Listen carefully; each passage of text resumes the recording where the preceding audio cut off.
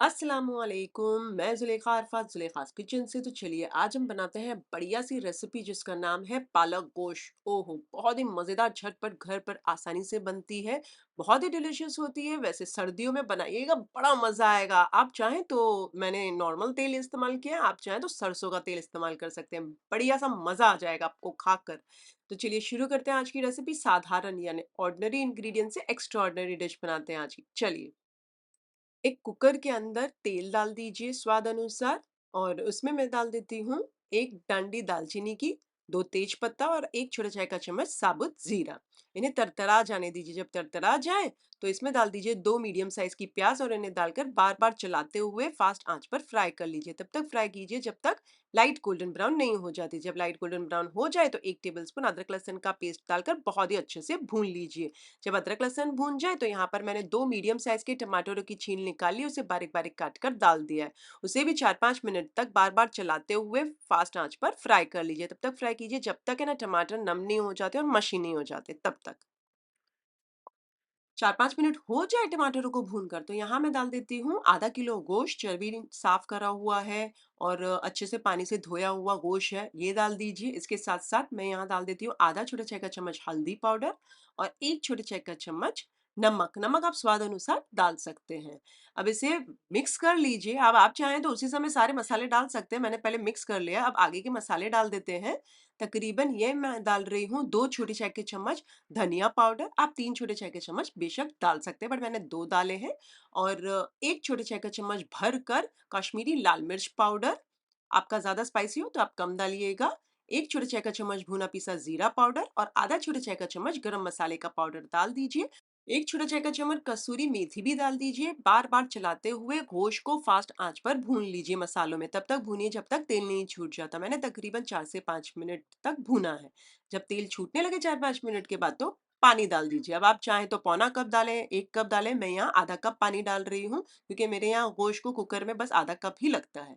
अब ये डालकर एक बार चाहें तो चला लीजिए और ढाक लीजिए कुकर को और तकरीबन फास्ट आंच पर एक सीटी खिला लीजिए। जब एक सीटी हो जाए फास्ट आंच पर तो स्लो आंच करके 10-11 मिनट तक इसे पकने दीजिए। मुझे तकरीबन 90% ही गलाना है तो 11 मिनट में तो आराम से 90% हो जाएगा। उससे ज़्यादा रखूंगी तो ओवर गल जाएगा। लेकिन मेरा ये गोश्त कौला है, इसके लिए मैं तकरीबन 10 से 11 मिनट रख रही हूँ स्लो पर।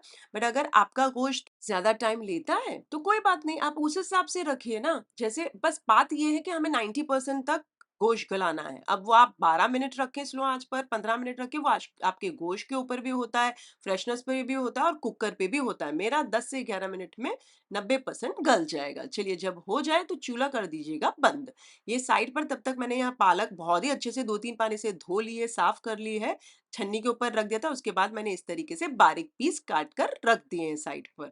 वैसे ये 500 ग्राम पालक है। हाँ? चलिए 11 मिनट स्लो आंच पर थी, कुकर का चूल्हा मैंने कर दिया था बंद। बढ़िया सा प्रेशर निकल जाने दीजिए और पहले चेक कर लीजिए गोश्त तकरीबन 90% तक गला है कि नहीं। नहीं गला हो तो फिर से गलाने रख दीजिएगा। बट मेरा परफेक्टली, मैं यहाँ चेक कर लेती हूँ तो गल चुका है 90%। और आप देख सकते हैं कि जो प्याज और टमाटर घुलनी चाहिए वैसी बढ़िया सी घुल भी चुकी है। तो मैं यहाँ फास्ट आंच करके पहले तो भून लेती हूँ 1 से 2 मिनट तक। लेकिन अगर आपकी प्याज घुली नहीं है, प्याज टमाटर, तो आप 4-5 मिनट ले सकते हैं यहाँ भूनने के लिए। तब तक भूनिए जब तक तेल नहीं छूट जाता फास्ट आंच पर और ये जो प्याज और टमाटर एक रस नहीं हो जाते, तब तक इसे 4 से 5 मिनट तक भून लीजिएगा। पर मैंने 1 से 2 मिनट भूना है। उसके बाद यहाँ पर बारीक कटी हुई मैं यहाँ पालक डाल देती हूँ सारी, बिस्मिल्लाहिर्रहमानिर्रहीम बोलकर। और इसे बार बार चलाते हुए फास्ट आंच पर पालक को पका लीजिए। उसी के दरमियान में मैं यहाँ 2 हरी मिर्चियाँ बारीक काट कर डाल देती हूँ। मैंने मोटा-मोटा डाला है, आप बारीक काट कर डाल सकते हैं।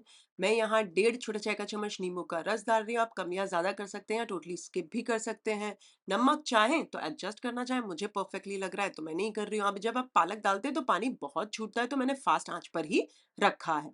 तो तकरीबन आप समझिए मैंने फास्ट आँच पर तकरीबन 8 से 9 मिनट तक पका लिया है। जब 8 से 9 मिनट हो जाएँ तो आप देखिएगा कि आपको कितना गाढ़ापन चाहिए, मतलब ग्रेवी कितनी चाहिए। आप एकदम सुखाना चाहते हैं तो और ज़्यादा टाइम लीजिएगा।